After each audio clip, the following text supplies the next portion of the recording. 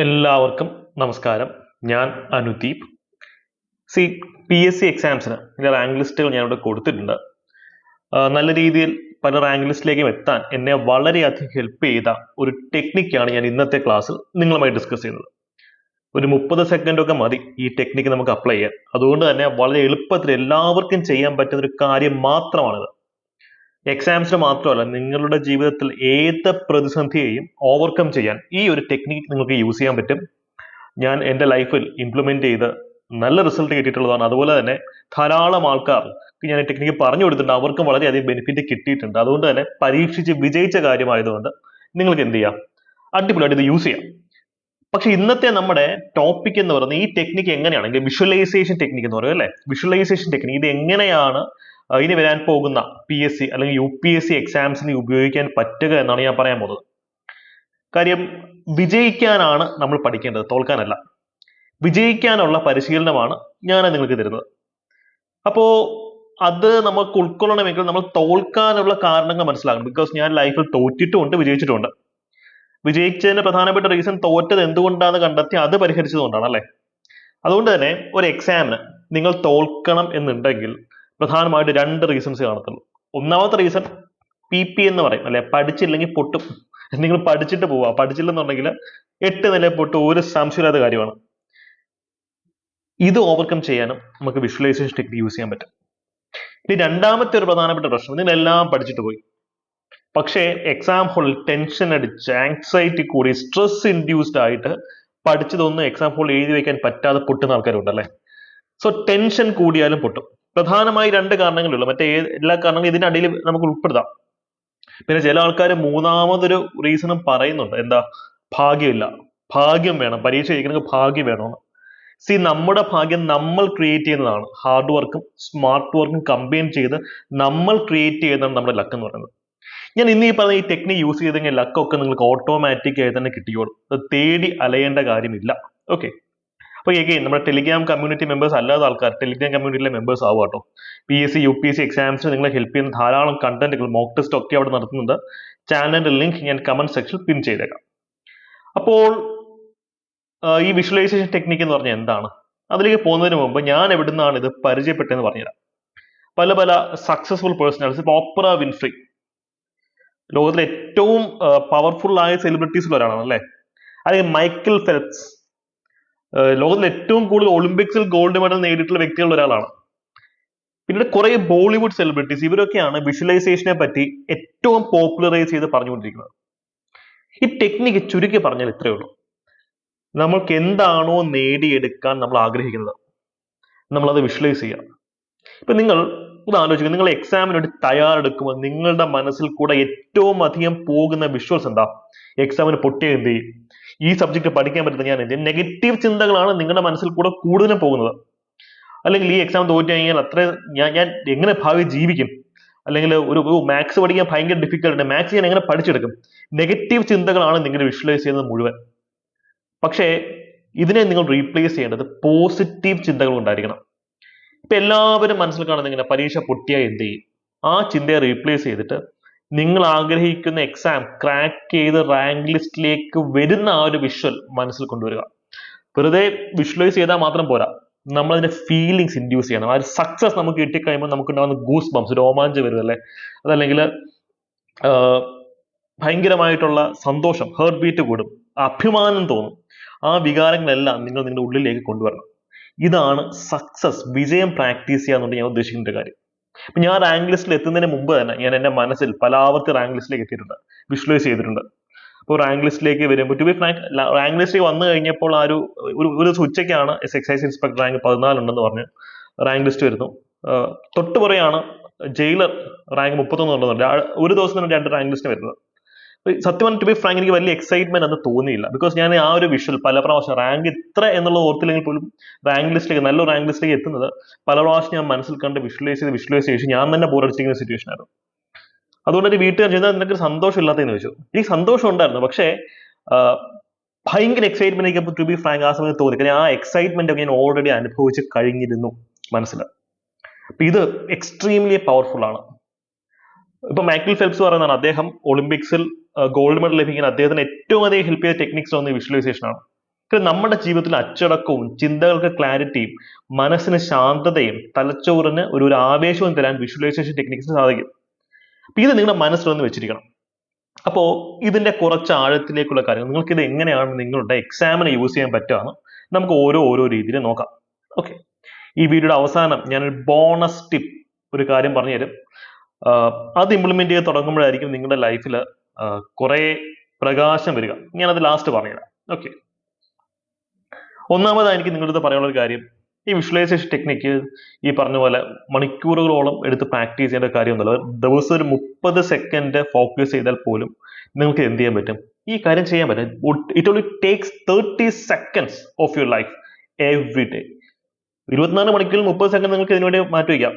ഏത് സമയം ചൂസ് ചെയ്യാം. ഇപ്പൊ രാവിലെ എഴുന്നേറ്റ് പല്ലൊക്കെ തേച്ച് വന്നിരിക്കുമ്പോൾ നിങ്ങൾക്ക് 30 സെക്കൻഡ് കണ്ണടച്ചിരുന്ന നിങ്ങൾ എന്താണോ ആയിത്തീരാൻ ആഗ്രഹിക്കുന്നത്, അല്ലെങ്കിൽ നിങ്ങൾക്ക് ഏത് പരീക്ഷയാണോ ക്രാക്ക് ചെയ്യേണ്ടത്, ആ പരീക്ഷ ക്രാക്ക് ചെയ്യുന്നതായിട്ടും റാങ്ക് ലിസ്റ്റിലേക്ക് എത്തുന്നതായിട്ടും നിങ്ങൾ മനസ്സിൽ വിഷ്വലൈസ് ചെയ്യണം. അത് 30 സെക്കൻഡ് ചെയ്യുക. പിന്നെ നിങ്ങൾക്ക് പയ്യെ ഗ്രാജുവേറ്റ് കൂട്ടി എത്ര വരെ വേണമെങ്കിലും കൊണ്ടുപോകാട്ടോ. അപ്പോൾ ക്ലാരിറ്റി വേണം എന്നുള്ളതാണ് ഏറ്റവും പ്രധാനപ്പെട്ട ഒരു കാര്യം. വേഗമായിരിക്കും, വളരെ ക്ലിയർ ആയിട്ട് ക്ലാരിറ്റിയോട് കൂടി തന്നെ അതിനെപ്പറ്റി ചിന്തിക്കുക. ഓക്കെ, ഇനി ഇതിൽ ഞാൻ നേരത്തെ പറഞ്ഞു, ഒരാള് പരീക്ഷയ്ക്ക് തോക്കാനുള്ള റീസൺ രണ്ടാണ്. ഒന്ന്, തോറ്റു പോകുമോ എന്നുള്ള ഭയം കാരണം അല്ലെങ്കിൽ ആങ്സൈറ്റി കാരണം നമ്മൾ ടെൻഷൻ കൂടി തോക്കുന്നു, അതല്ലെങ്കിൽ പഠിക്കാത്തതുകൊണ്ട് തോക്കുന്നു. അപ്പൊ ആദ്യമേ നമുക്ക് എങ്ങനെയാണ് ടെൻഷനെ മറികടക്കാൻ പറ്റുക നോക്കാം. അപ്പൊ ഞാൻ പേഴ്സണലി ഞാൻ ചെയ്തൊരു വിഷ്വലൈസേഷൻ ടാക്ടിക്സ് എങ്ങനെയാണെന്ന് വെച്ച് കഴിഞ്ഞാൽ, ഞാൻ കണ്ണടച്ച് കഴിഞ്ഞാൽ വിഷ്വലൈസ് ചെയ്യും. എക്സാം ഹോളിൽ കയറുന്നു, വളരെ സമാധാനപരമായിട്ടുള്ള എക്സാം ഹോളിൽ കിട്ടുന്നു, ക്വസ്റ്റ്യൻ പേപ്പർ കിട്ടുന്നു, ഞാൻ വളരെ ഹാപ്പി ആവുന്നു. ക്വസ്റ്റ്യൻസ് വായിച്ചു നോക്കുമ്പോൾ ഓക്കെ, ഞാൻ പഠിച്ച ചോദ്യങ്ങൾ തന്നെയാണ് വന്നിട്ടുള്ളത് എന്നുള്ള ഹാപ്പിനെസ് എനിക്ക് കിട്ടുന്നു. ഞാൻ OMR ഷീറ്റ് മറിച്ചു, ഞാൻ OMR ഷീറ്റ് വിഷ്വലൈസ് ചെയ്യും. യെസ്, OMR ഷീറ്റിൽ മാക്സിമം ചോദ്യങ്ങൾ ഞാൻ അറ്റൻഡ് ചെയ്തിട്ടുണ്ട്. എലിമിനേഷൻ ടെക്നിക്സ് യൂസ് ചെയ്ത് ആഴത്തിലുള്ള പഠനം വഴി എനിക്ക് മാക്സിമം ചോദ്യങ്ങൾ അറ്റൻഡ് ചെയ്യാൻ പറ്റുന്നതായിട്ട് ഞാൻ വിഷ്വലൈസ് ചെയ്യും. OMR ഷീറ്റ് മാക്സിമം ഫില്ല് ചെയ്ത് വെച്ചിരിക്കുന്നതായിട്ട് ഞാൻ വിഷ്വലൈസ് ചെയ്യും. അപ്പൊ അത് തന്നെയാണ് എക്സാംസിന് സംഭവിച്ചത്. ഇതിന് മുമ്പ് ഞാൻ എക്സാം എഴുതിയിട്ടുണ്ട്, പൊട്ടിയിട്ടുണ്ട്. പക്ഷെ ഈ ഒരു എക്സസൈസ് തുടങ്ങിയതിന് ശേഷം എന്ത് സംഭവിക്കുന്നു?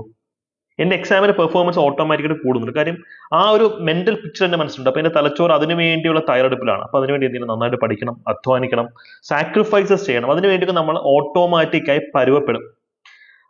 ഇതിന്റെ ഒരു മാജിക്കൽ സ്റ്റോറി എന്നൊക്കെ രീതിയിൽ എനിക്ക് പറയാനുള്ളത് എന്താണെന്ന് വെച്ച് കഴിഞ്ഞാൽ, അഗെയിൻ വിഷ്വലൈസേഷൻ ചെയ്യുമ്പോഴത്തേക്കും നിങ്ങൾക്ക് ജയം മാത്രമേ ഉണ്ടാവുള്ളൂ, പരാജയം ഉണ്ടാവില്ല എന്നൊന്നും അല്ല ഞാൻ പറയുന്നത്. നമ്മൾ റിയാലിറ്റിയുമായി ചേർന്ന് ചിന്തിക്കണം. ഞാൻ എൻ്റെ ഒരു പേഴ്സണൽ എക്സ്പീരിയൻസ് ഞാൻ പറഞ്ഞുതരാം.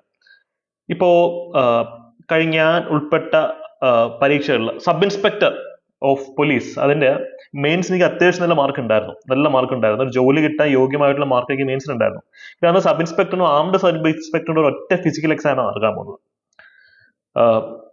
എനിക്കറിയാം, ഫിസിക്കൽ പാസ്സാവുകയാണെങ്കിൽ നല്ല ടോപ്പ് റാങ്കിൽ എനിക്ക് ഉണ്ടാവും. ഞാൻ എന്റെ മാർക്ക് ലിസ്റ്റ് ഒക്കെ പബ്ലിഷ് ചെയ്ത് നിങ്ങൾക്ക് കണ്ടറിയാം. അപ്പോ ഫിസിക്കല് പരിശീലനത്തിനിടയിൽ എനിക്ക് ഹാംസ്ട്രിങ് ഇഞ്ചുറി പറ്റി. അങ്ങനെ കാല് പൊക്കാൻ പറ്റാത്ത അവസ്ഥ. ഞാൻ ഫിസിയോതെറാപ്പി ചെയ്ത് ശരിയാവുന്നില്ല, വിഷ്വലൈസേഷൻ ഒക്കെ ചെയ്ത് ശരിയാവുന്നില്ല. അങ്ങനെ അവസാനം എന്ത് ചെയ്തു? ഫിസിക്കൽ എക്സാമിനേഷന് ദിവസം പോയി 8 നില പൊട്ടി. കാര്യം ഹാംസ്ട്രിങ് നിങ്ങൾക്ക് അറിയാം, ഡീപ്പായിട്ടുള്ള ഇഞ്ചുറി വന്നു കഴിഞ്ഞാൽ ഫിസിക്കൽ പ്രാക്ടീസ് ആൾക്കാർക്ക് അറിയാം, സ്പ്രിന്റിങ് ചെയ്യാൻ ഒക്കത്തില്ല. കാര്യം നമുക്ക് കൂടുതൽ സ്പ്രിന്റിങ്, ലോങ് ജമ്പ്, ഹൈ ജമ്പ് ഒന്നും ചെയ്യാൻ ഒക്കത്തില്ല. അതുകൊണ്ട് തന്നെ ഞാൻ സ്പ്രിന്റിൽ തന്നെ ഫസ്റ്റ് ചെയ്ത് ഞാൻ ഔട്ടായി. പക്ഷേ ഞാൻ അത് ഓവർകം ചെയ്തു. ഞാൻ മാനസികമായിട്ട് ഓവർകം ചെയ്തു. ഇന്നല്ലെങ്കിൽ നാളെ ഞാൻ ഉദ്ദേശിക്കുന്ന റാങ്ക് ലിസ്റ്റിലേക്ക് എനിക്ക് എത്താൻ സാധിക്കും എന്ന് ഞാൻ മനസ്സിൽ ഉറപ്പിച്ച് ഓവർകം ചെയ്തു. എനിക്ക് പിന്നെ ഒറ്റയടിക്കാണ് 2 റാങ്ക് ലിസ്റ്റിലേക്ക് മിസ്സായത്. പിന്നെ ആ ഒറ്റ ഫിസിക്കൽ പാസ്സായി കഴിഞ്ഞാൽ എനിക്ക് അത്യാവശ്യം നല്ല മാർക്ക് ഉള്ളത് കൊണ്ട് തന്നെ സബ് ഇൻസ്പെക്ടർ ഓഫ് പോലീസിന്റെ റാങ്ക് ലിസ്റ്റിലേക്ക് കയറാൻ പറ്റും, ആംഡ് സബ് ഇൻസ്പെക്ടർ റാങ്കിലേക്ക് എനിക്ക് കയറാൻ പറ്റും. പാസ്റ്റ് ഈസ് പാസ്റ്റ്, പോയി, കുഴപ്പമില്ല. പിന്നെ ഞാൻ കുറെ കൂടെ സ്ട്രോങ് ആയിട്ട് വിഷ്വലൈസ് ചെയ്തു. സാധാരണ ഒരു ആവറേജ് വ്യക്തി എന്ത് ചെയ്തത് അതോടുകൂടി ഈ പരിപാടിക്ക് ഉപേക്ഷിച്ചാണ്. ഞാൻ അതിലും ശക്തമായിട്ട് ഞാൻ വിഷ്വലൈസ് ചെയ്തു. കാരണം നമ്മുടെ പരാജയം നമ്മുടെ ചവിട്ടുപടിയാക്കി മാറ്റണം എന്ന് പറയുന്നത് അതുകൊണ്ടാണ്. അങ്ങനെയാണ് ഞാൻ പിന്നെ ഫിസിയോതെറാപ്പിക്ക് പോകും, നല്ല രീതിയിൽ വർക്ക് ചെയ്തു, എക്സസൈസ് ചെയ്തു. അങ്ങനെ എൻ്റെ കാലിന്റെ ഇഞ്ചുറിയുടെ ആ ഒരു എഫക്റ്റ് കുറഞ്ഞു വന്നു. അങ്ങനെയാണ് എക്സൈസ് ഇൻസ്പെക്ടറിന്റെ ഫിസിക്കൽ ഡേറ്റ് ആവുന്നത്. അന്നും എക്സൈസ് ഇൻസ്പെക്ടർ ജയിലാണ്. 2 പരീക്ഷയുടെ ഒറ്റ ഫിസിക്കലാണ്. അപ്പൊ കിട്ടിയ 2 പരീക്ഷ തോറ്റ 2 എണ്ണം പോയി, 2 റാങ്ക് ലിസ്റ്റും പോയി. പക്ഷെ ഞാൻ strong believer of law of attraction. ഞാൻ അങ്ങനെ ചെയ്തു, വിഷ്വലൈസ് ചെയ്തു, കാര്യങ്ങൾ ചെയ്തു. ഞാൻ ട്രീറ്റ്മെന്റ് എടുക്കുന്നത് എല്ലാം ചെയ്യുന്നുണ്ട്.